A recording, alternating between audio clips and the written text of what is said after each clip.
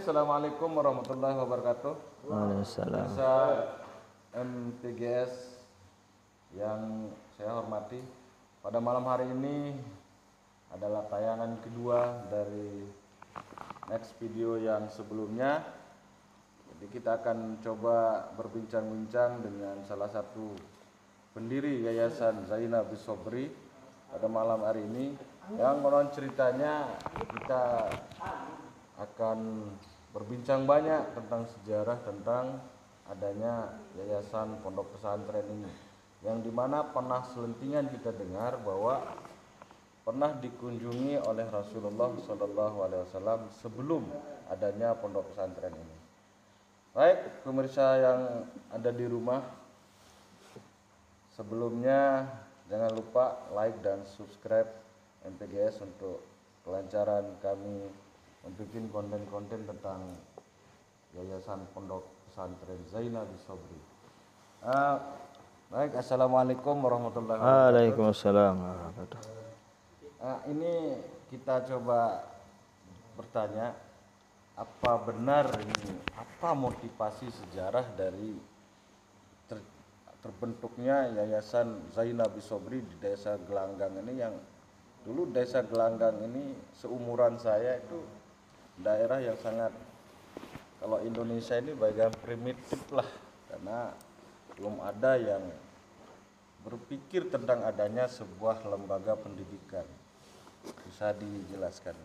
Ya, terima kasih. Ya, jadi sebagai motivasi yang paling pertama untuk saya dirikan Pondok Pesantren Zainab Bisobri ini adalah tentu yang pertama adalah kewajiban.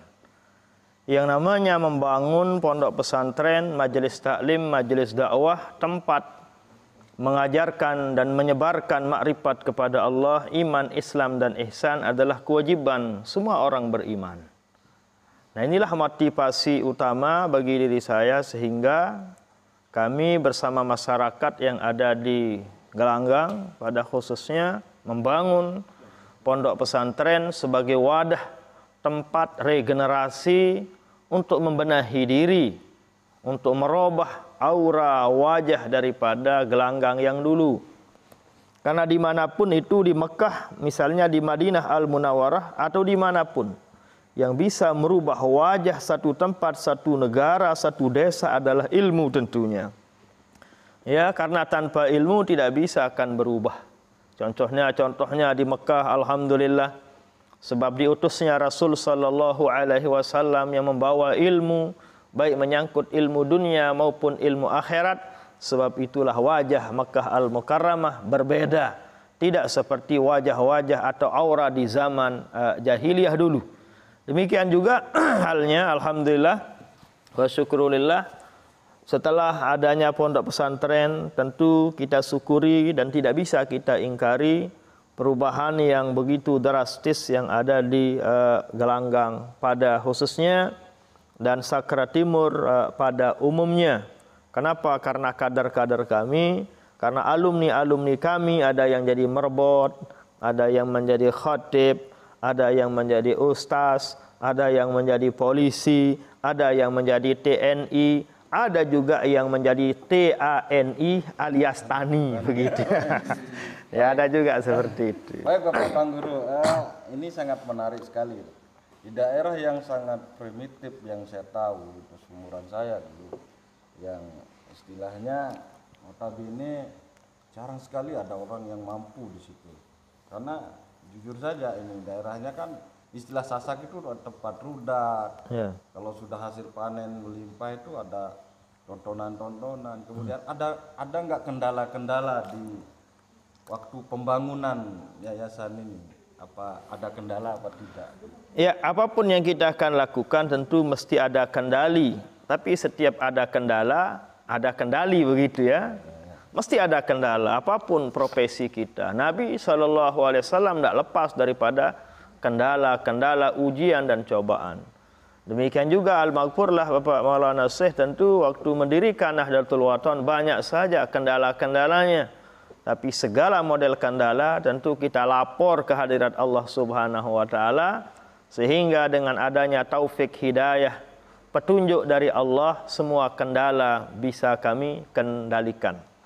Dan yang kedua tentu bagaimanapun situasi kondisi yang ada di satu tempat itu adalah modal dakwah sebenarnya. Misalnya di satu tempat di sana orang hobinya miras, di satu tempat hobinya perjudian, pergocekan misalnya. Ya bagaimana? Ya itulah makanya kita harus minta petunjuk hidayah. Kita mohon kepada Allah Subhanahu wa taala. Jadi jangan dianggap Nabi itu berdakwah ke Mekah Al-Mukarramah langsung orangnya saleh-saleh, tidak. Jangan dianggap Nabi itu diutus yang dia hadapi adalah orang-orang yang pacu-pacu. Justru yang dia hadapi adalah orang-orang yang la ta'kulu kalau bahasa pondok pesantrennya itu. Orang-orang yang tidak kulu begitu kan. Nah, demikian juga dengan kita, demikian juga dengan saya, demikian juga dengan siapapun mesti ada hal-hal yang kita akan hadapi. Semuanya itu cara mengendalikannya adalah dengan kita dekati mereka. Kita dekati mereka, berikan pengertian sedikit demi sedikit. Minimal paling kurang tatkala kita dekati mereka, apa yang mereka lakukan mereka akan sadar bahwa apa yang dia lakukan ternyata tidak ada manfaatnya untuk dirinya, keluarganya, baik dunianya maupun akhiratnya. Itulah diantara upaya-upaya yang kami lakukan. Selanjutnya kami ajak untuk mengadakan pengajian di pondok pesantren, kami ajak dia mengadakan maulid, kita ngajak hiziban, kita ajak zikiran dan seterusnya. Di sanalah nanti kita sentil-sentil dia. Demikian halnya kita juga teringat bagaimana dakwahnya Wali Songo dulu. Ya. Orang yang mabuk, orang yang bergocek, manuk nia paling saktiin bareh. Nah, ialah ngata kawat bareh ngono kan. Ahli seher misalnya, cara dekati ahli seher ya harus kita kebal dengan seher. Ya. Cara kita dekati orang yang ahli bergocek supaya manuk kita menang-menang doang kan begitu. Nah, itulah sistem dakwah yang ditampilkan oleh Wali Songo. Nah. Baik, sangat menarik perbincangan kita, semakin malam semakin hangat.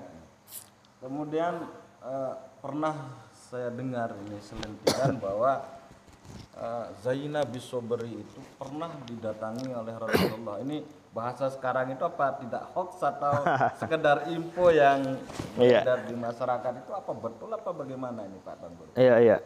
Sudah ada dalam hadis sallallahu alaihi wasallam, man ra'ani fil manam faqad ra'ani.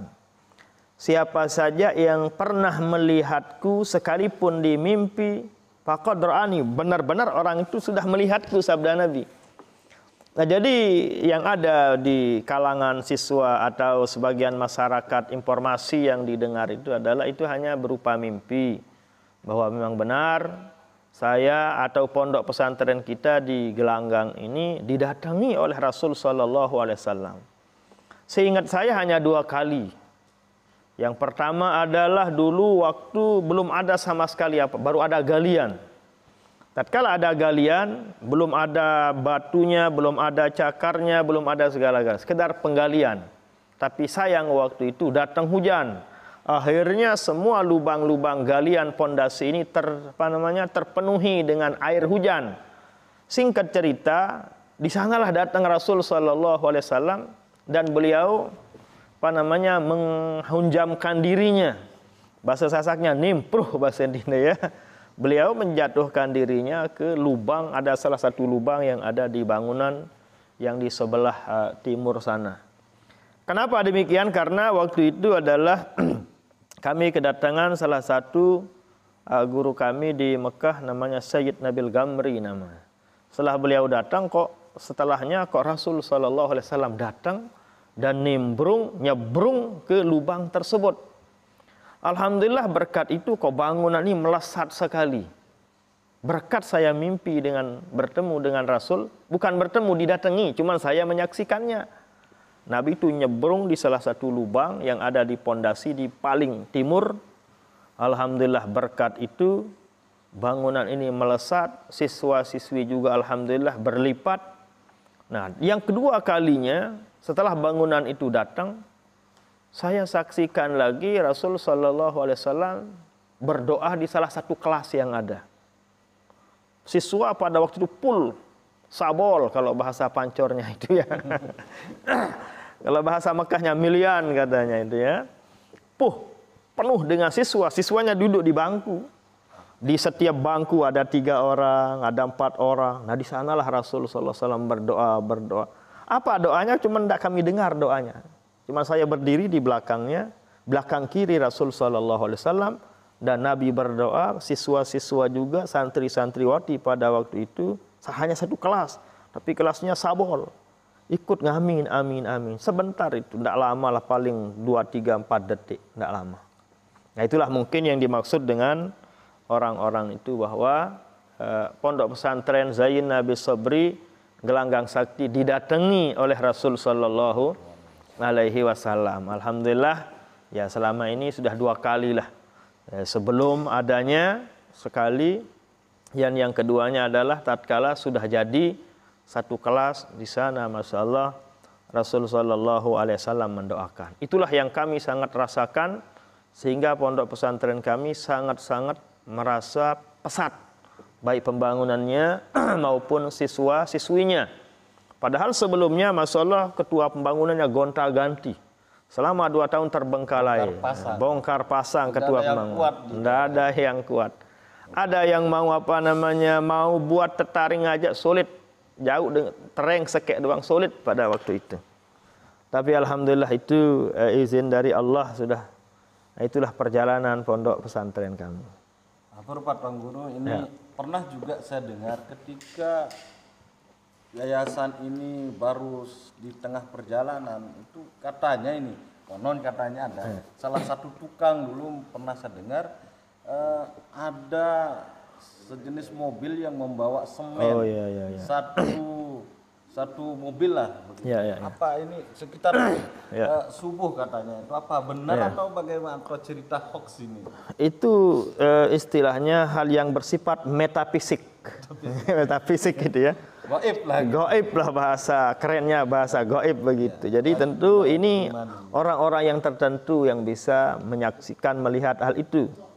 Sama halnya dengan Allah, malaikat-malaikat, hal-hal yang bersifat gaib memang sudah ada di Al-Quran. Allazina yu'minuna bil gaib.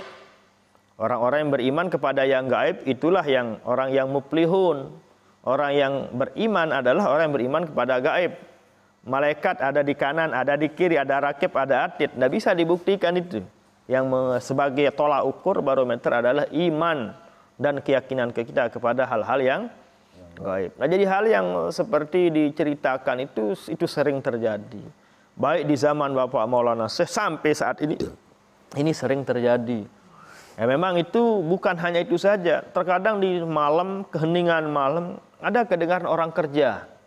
Orang yang kerja jauh kayu, gorok gaji, nyerut dong karena rame retok. Bikin kita merinding. Tatkala dihampiri hilang suaranya. Nah, demikian juga sering dilihat orang bawa semen, ada mobil yang bawa geres, ada orang yang pungguk semen, ada orang yang kerja, tapi memang tidak kelihatan. Tapi kelihatan mereka itu bisa lihat hanya beberapa detik. Itu memang itu tidak bisa kita ingkari, itu memang ada. Di zaman Al-Maghfurlah aja ada seperti itu. Yang kerja adalah orang-orang yang tidak kelihatan. Itu orang-orang gaib. Sering juga Al-Maghfurlah Bapak Maulana Syekh cerita tatkala hultah NWDI saja akan berapa ribuan orang gaib-gaib yang hadir. Itu biasa, rijalul gaib itu biasa terjadi. Dan itulah di tempat kita alhamdulillah hal-hal seperti itu sudah tidak asing. Bagi saya khususnya atau bagi sebagian guru-guru tertentu itu mereka lihat nyata sudah. Dia lihat nyata. Berapa siswa-siswi kita juga diperlihatkan oleh Allah Subhanahu wa taala. Beberapa di antara guru madrasah saya juga alhamdulillah diperlihatkan oleh Allah Subhanahu wa taala. Dia lihat pakaiannya hitam, mobilnya hitam, tapi mukanya tidak kita lihat. Dia pungguk semen. Tapi secara zahiriahnya di sana ada barang, ada tumpukan pasir, tumpukan material, sehingga mobil itu tidak mungkin akan melewati itu. Barulah dia sadar, oh ternyata ini bukan orang biasa. Nah begitu. Ini juga bisa membenarkan ini, Pak. Ya. Cukup menarik ini. Tidak bisa diperdebatkan itu. Masalah gaib tidak bisa diperdebatkan. Istilah orang kampus, Allah tidak bisa masuk kampus katanya kan. Kenapa tidak bisa diperdebatkan Allah di kampus? Tidak bisa, itu adalah iman. Bukan rukun. Iman termasuk rukun iman itu. Rukun iman, tetapi tidak bisa diperdebatkan. Baik, ini cukup menarik. Ini juga ini yang mungkin pemirsa di rumah bisa bertanya-tanya ini Pak Tan Guru. Ya. Lihat seperti pernah didatangi Rasulullah dalam mimpi ataupun dalam nyata, dalam alam sadar kita begitu. Jadi barangkali pemirsa di rumah ini ingin tahu amalan seperti apa ini. Kan tidak mungkin didatangi oleh Rasulullah kalau pengurus yayasannya tidak ada amalan-amalan tertentu barangkali ini. Ya, sip. Sangat menarik sekali. Jadi orang itu bisa bertemu dengan Nabi tidak mungkin dengan alam seperti ini. Mesti kita pindah alam sedikit lah ngono. Geser posisi. Bahasa kerennya online begitu. Jadi tidak bisa. Jadi kitanya yang pindah alam sedikit, tetap kita sadar seperti ini, cuman kita agak pindah alam sedikit. Ya kalau lebih kayak orang ngantuk lah, kayak orang ngantuk pindah alam namanya itu ya. Ngandut pindah alam, tedem endah pindah alam namanya. Nah, itulah yang pernah kami dengar di masaih-masaih di Makkah Al-Mukarramah. Seperti itu mereka. Tatkala wirid terkadang duduk di raudah, tiba-tiba agak ngantuk dia, di sana dia lihat Rasul sallallahu alaihi wasallam. Ada juga guru kami Sayyid Hamid Al-Kab itu tatkala ziarah di makam Nabi itu kayak orang jabatan tangan dia. Dilihat nyata, cuman perasaan beliau sudah tidak di alam seperti ini. Dan tidak semua melihat beliau yang kayak orang jabatan tangan dengan Rasul sallallahu alaihi wasallam. Nah, jadi sekarang kelas-kelas kita ini minimal kita melihat Nabi di dalam mimpi lah. Nah, kuncinya adalah mahabbah. Ada 3 kuncinya kalau hemat kami. Ya harus ada mahabbahnya, terus ittiba' lis sunnahnya, barulah yang ketiga adalah tahdirul qulub. Maknanya apa? Mahabbah ya kita cinta kepada Nabi. Cocok meruni lagu Cilokano, mulai nyakit beraya jauh dalam mimpi datang doang. Jadi lamun tentu memang kalau benar-benar kita cinta, kangen kepada Nabi minimal dalam mimpi kita akan didatangi oleh Rasul sallallahu alaihi wasallam. Yang namanya mahabbah, cinta itu di mana? Ya di hati lah, di janan. Mahabbah itu cinta itu di hati. Tatkala mahabbah itu cinta kepada Nabi sudah ada di janan, sudah ada di hati, akan ada buktinya di lisan dengan banyak membaca selawat. Ribuan selawat dibaca. Tatkala sudah ada di hati, ada dibuktikan dengan lisan, nanti akan ada di arkan. Di semua badan akan ada. Yang kami paling rasakan dulu waktu di Ma'had itu, saya itu termasuk orang yang suka panjang rambut dulu. Kenapa? Kita aji sama ilmu Muhammadiyah namanya. Kitab khusus membahas tentang bagaimana Rasul sallallahu alaihi wasallam gerak-geriknya, ucapannya, cara duduknya, rambutnya dan seterusnya. Sehingga kami saat muda itu tertariknya di panjang rambut. Alhamdulillah. Tapi niat kami untuk amalkan sunnah. Sengaja rambut saya panjangkan, niatnya sunnah. Berkat itulah pertama kali bisa saya bermimpi bertemu dengan Rasul sallallahu alaihi wasallam. Itulah sejarah hidup saya. Sejarah hidup saya bisa bertemu dengan Nabi karena mengamalkan sunnah belok bulu. Dan memang saat itu ya alhamdulillah minimal 2000-an saya baca selawat saat-saat itu. Nah, itulah yang saya artikan mahabbah itu. Tapi mohon maaf ini dulu. Ya. Sampai yang untuk pemirsa di rumah lain. Ya. Batasan panjang rambutnya seperti apa? Sampai di sini, sampai pundak. Sampai di pundak. Jadi tidak boleh intinya jangan tasabuh dengan wanita. Jangan mirip dengan wanita. Bingung orang ini nina atau mama nih kan. Saya rambut boya semet mana. Jadi batas panjang rambut itu sampai pundak. Itulah rambutnya Rasul sallallahu alaihi wasallam. Bahkan di akhir hayat juga Al-Maghfurah itu rambutnya sampai di sini juga. Nah, itu yang pertama, yang harus ada mahabbah, cinta kepada Rasul sallallahu alaihi wasallam. Orang cinta di mana? Ya di hati. Kalau sudah ada di hati dibuktikan dengan lisan, banyak membaca selawat, barulah ke arkan semua badan mengamalkan sunnah Nabi. Tentu tidak ada orang yang bisa mengamalkan semua sunnah Nabi. Mustahil ada orang yang bisa mengamalkan sunnah Nabi. Paling sekedi 1-2 lah. Istilahnya kalau Imam Zubat mengatakan, Imam Ibn Ruslan dalam Zubatnya, Fa'mal walau bil usri kazakati takhruj binuril ilmi min zulumati. Jika kita bisa mengamalkan 1/10 aja dari sunnah Nabi, kita sudah luar biasa. Sebagaimana halnya orang yang wajib mengeluarkan harta bendanya 1/10-nya, 2,5. Ya kalau kelas-kelas kita ini mengamalkan sunnah Nabi yang 1/10 juga berat. Ya makanya jangan karena kita baok ini lalu kita hujat orang yang tidak baok. Ini sebagian sunnah kita amalkan. Saya baju putih ini sunnah. Saya baok sunnah. Pakai kopiah sunnah. Imamah sunnah. Pakai cincin sunnah. Pakai minyak wangi sunnah. Sebagian sunnah. Tidak ada orang yang bisa mengamalkan semua sunnah Rasul Sallallahu Alaihi Wasallam. Itu yang pertama yang perlu santri-santriwati kita atau wali-wali santri, saudara-saudari kita pahami kunci untuk bisa bertemu dengan Nabi sekalipun lewat mimpi adalah tentu lewat mahabbah yang tadi. Orang yang mahabbah tentu banyak baca salawat kepada Rasulullah SAW. Yang kedua adalah ittiba'us sunnah. At-tamassuk bis sunnah artinya mengamalkan sunnah Nabi. Berpegang teguh kepada sunnahnya Rasul Sallallahu Alaihi Wasallam. Tentu kembali seperti apa yang saya katakan tadi, tidak mungkinlah orang bisa mengamalkan sunnah Nabi semuanya kan. Nabi noh jariin kan ngono. Ya sebagian. Itu namanya tamasuk. Kita berusaha, berpegang, berupaya mengamalkan sunnah Nabi semampu kita. Ya, Nabi sholat masalah hatta tawarramat qadamah sampai pecah kakinya. Mungkin ya mana tahajud kita sudah luar biasa kan begitu. Nah, yang terakhir yang ketiga perlu tahdirun niyah namanya ya. Tahdirun niyah artinya menghadirkan Nabi dalam hati tatkala membacakan Al-Fatihah kepada Rasul sallallahu alaihi wasallam. Kan sering kita ila hadratin nabi li sayyidina Muhammadin sayyidil anam, kita berusaha hadirkan minimal dalam hati dulu.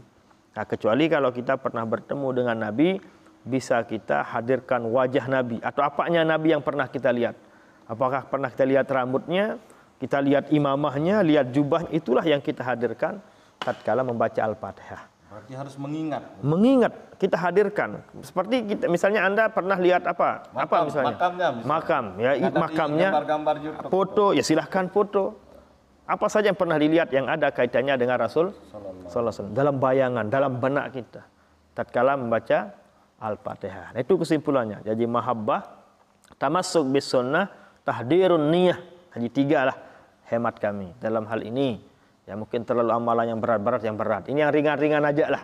Ya. Tapi kebanyakan orang Sasak kan kadangnya menikah 4 kali terus sunnah ini. Ya, sunnah juga itu kan. Sunnah juga.